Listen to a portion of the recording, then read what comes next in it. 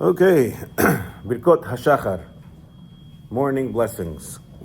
Last time we were discussing how there are 248 positive commandments that align themselves to the 248 members of the body, and how, according to some opinions, prayer is not one of those because it is so important. It aligns to the spinal cord, which is also not one of the 248.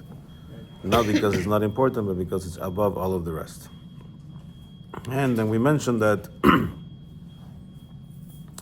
if prayer is the spinal cord, the 18 vertebrae that we have around or up and down the spinal cord correspond to the 18 blessings of the Amida, and as well the 18 blessings of the morning blessings. We'll touch upon today, what about 19? I mean, somebody messed it up. It was all perfect, and somebody came and said, no, let's add one more. Said, now we don't have 19 vertebrae. So we'll touch upon that soon. And figure out how that wasn't bad. But before that, and I don't remember if any of you were here when we explained this during the Amida. If you are, it's a good review about the structure of a bracha. Explaining the structure of a bracha. I know, Mark, you weren't here. You probably were here with your son, maybe. Yeah, so good refresher. But yeah, we'll explain it again because, again, we are going to analyze brachos, and whatever I'm going to say now, it applies to all the brachos that we're going to analyze. And what we need to remember is the word bracha comes from Lashon Hamshacha. It comes from the word to flow down, right? Like Hamavrich et Agefen is a concept for people who plant. You guys plant too there? No, just animals. Mm-hmm. Yeah, we did a lot of farming. Farming, okay, but not trees. Trees too, yeah. No, I mean, we plant trees in Israel. Many there you trees go. in Israel, we plant lots of trees. Yeah. There you go. So sometimes when you plant a tree, you say, you know what, I don't need to plant another tree. I'm going to grab a branch from this tree while it's still connected to the tree, and I'm going to bury it. Hamavrich means to make it flow down, and then a new tree will come up, and then I can split it, and now we have two trees. Yeah? Mm-hmm. So the word that you use in Hebrew for that concept is hamavrich, which is the same root as baruch. So baruch is to make to flow down.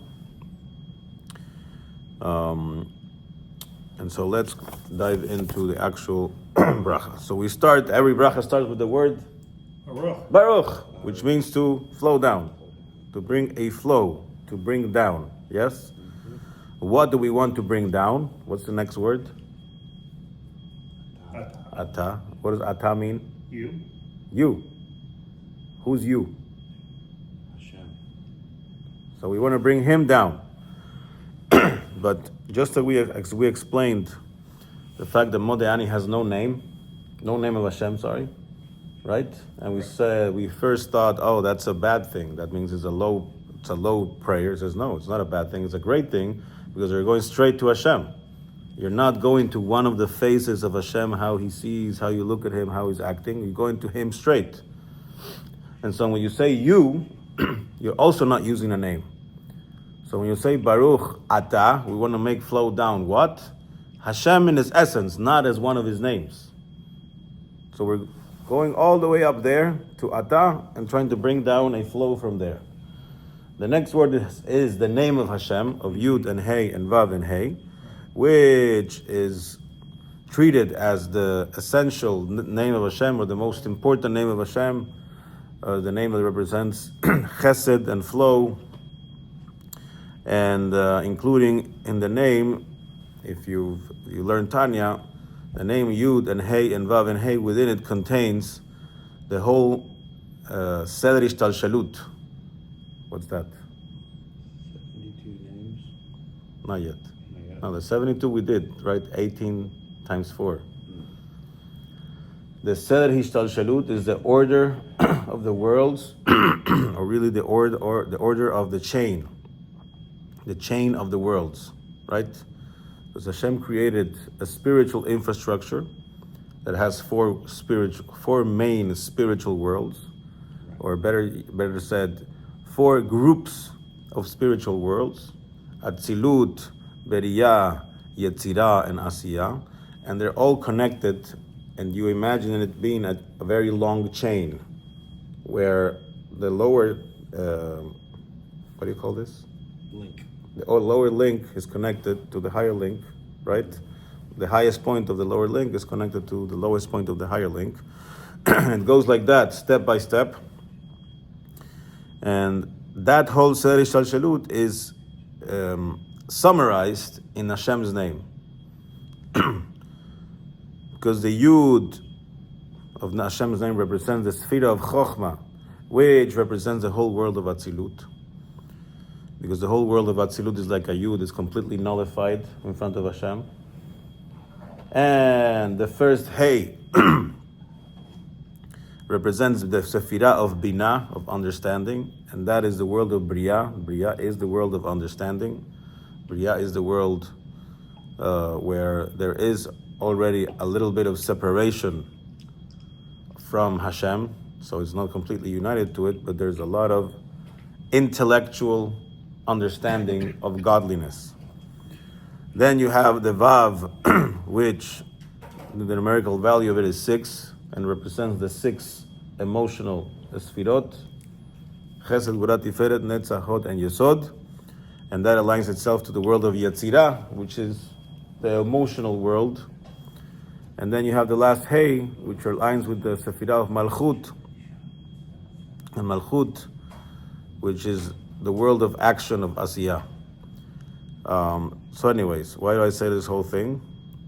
Even though we could say what I just said in 40 minutes and explain it better. But the point is just to have an idea that we started in Baruch. We want to bring down from very high up, from where? From Atah. To where? What's the next step? The name of Hashem, of Yud and Hey and Vav and Hey. It's a very high name, but it's already a name. Yeah? And from there we continue to Elokeinu. Elokeinu, which is really the same as the name Elokim. Elokeinu means our God, but it aligns itself to the name of Elokim. Elokim, which is the finite representation of how Hashem behaves in a finite way. Well, the name of Yud Kei Vav Kei Hashem is Hashem behaving in an infinite way. Elokeinu is Hashem behaving in a finite way.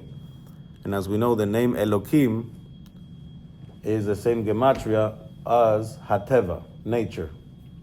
So the nature, what people call Mother Nature, it's God, but represented in a finite way with laws. There's gravity. If you do this, this happens. If you plant, things grow.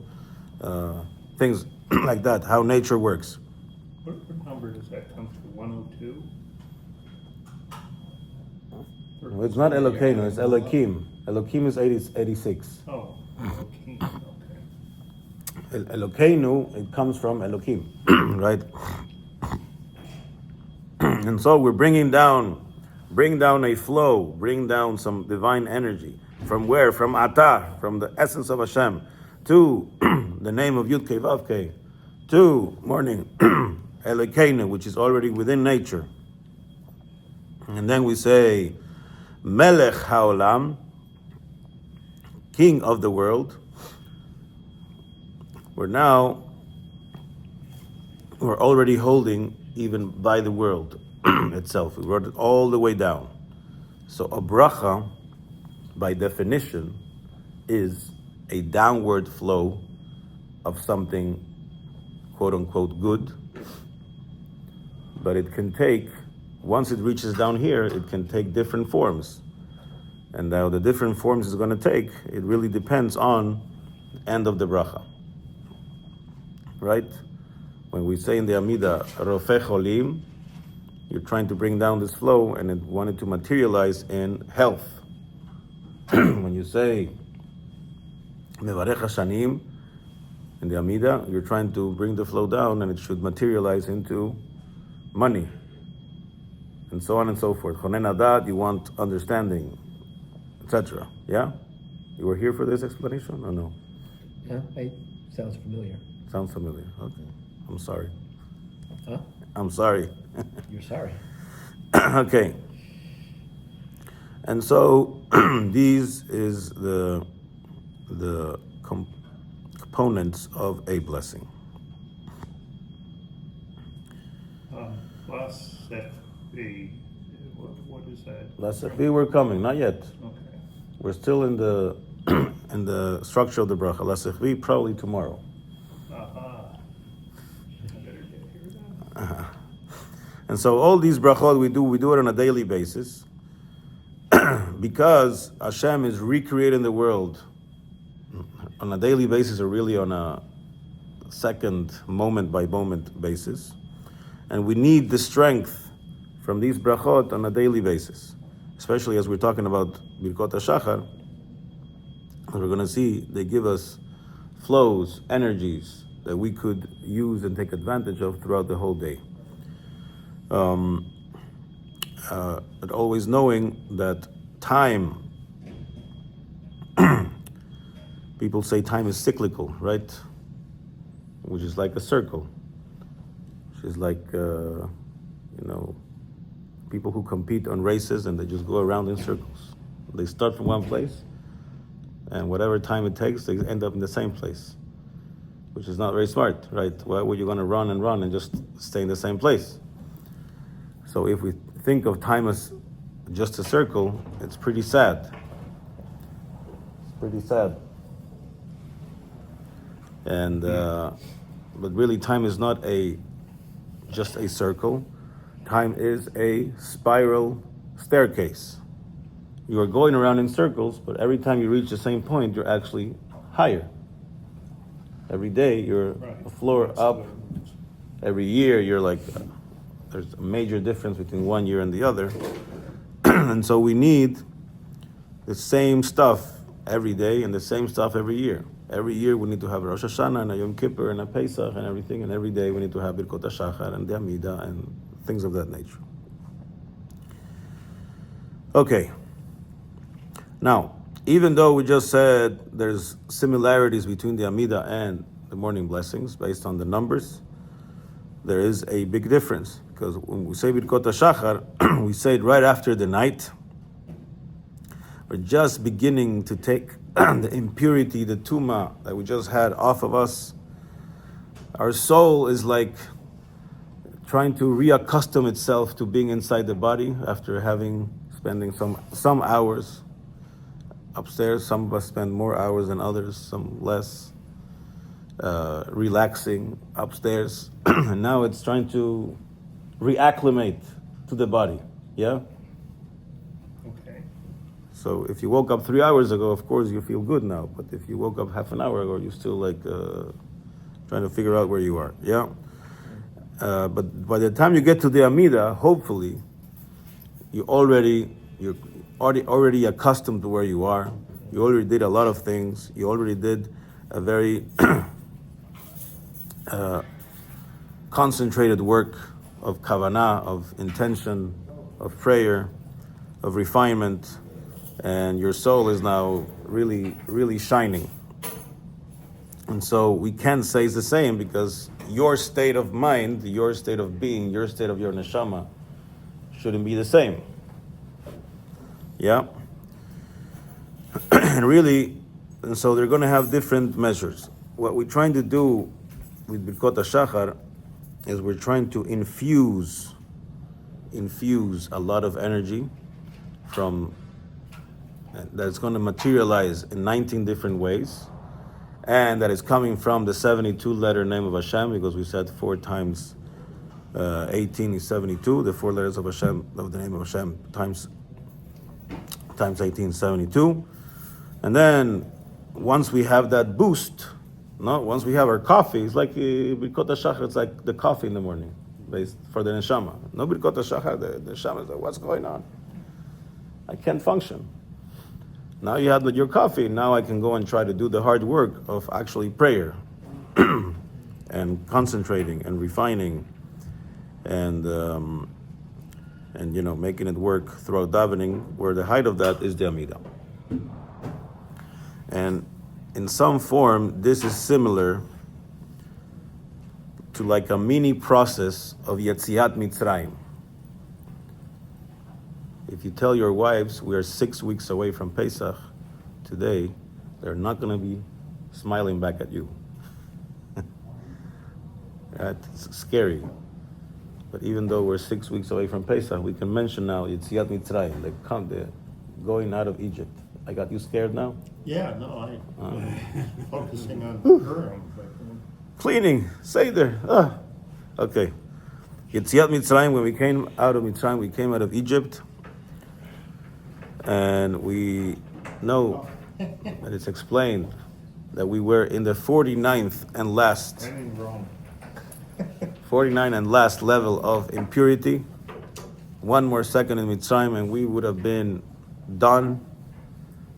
And Hashem took us out, and it took 49 days to climb back up the ladder and receive the Torah.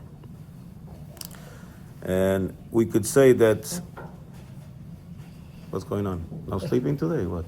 Insomnia. You could say that we have a mini Yetziat Mitzrayim in this process we just explained. Yes? We wake up and we have some impurity, and we have to work through the first few hours of the day to gain all the strength we need to really face the world, get the Torah and face the world. 2 minutes? Almost. He gave you an extra minute, I think. At least 2 minutes. About a minute 45. And so it's not a bad time to mention that Yetzias Mitzrayim is the process of going out of your own limitations, knowing that the word Mitzrayim comes from the word Meitzarim, which means like a limit. So we're trying to go out of Mitzrayim every single day, every single year, because we're constantly trying to outdo ourselves, push the limit a little bit. You don't need to jump, but make sure you push the limit. No. Again, when if you're somebody who does running and races, and you're trying to run the 100-meter dash, all you're trying to do is in this case, lower the time it takes for you to run that 100-meter dash, right? Little by little. And so we wake up in the morning and we start this job of trying to leave our limitations. And on the daily work of doing this, saying the morning blessings, and not just saying it, but figuring out what you're saying, paying attention to what you're saying, paying attention to the energies you're receiving, it goes a long way in making sure by the end of the day, you're not the same guy. If you started the day and you run I don't know how fast it is, but you run the 100 meters in 30 seconds, and you ended, that's slow? 8 seconds, what? Yeah, like 9 or something. Okay, we're not Usain Bolt, no. We run it in 15 seconds, and by the end of the day, you run it in the same time, or even worse, then what did you do today? What's the whole point? You wasted a whole day, right? There has to be a purpose, and there has to be a pushing of boundaries. So, but then I'm going to get to the world record, and what I'm going to do then? You keep pushing it. There's no limit. In the example of the running, the limit is 0. If you're able to run the whole thing in 0 seconds, then shkoyach. Yeah. But in our case, there's no limit to your growth. There's no limit. Okay, tomorrow we'll continue. I don't know if we're going to get tomorrow to Lasechli, but we will try. Because we have some other stuff first.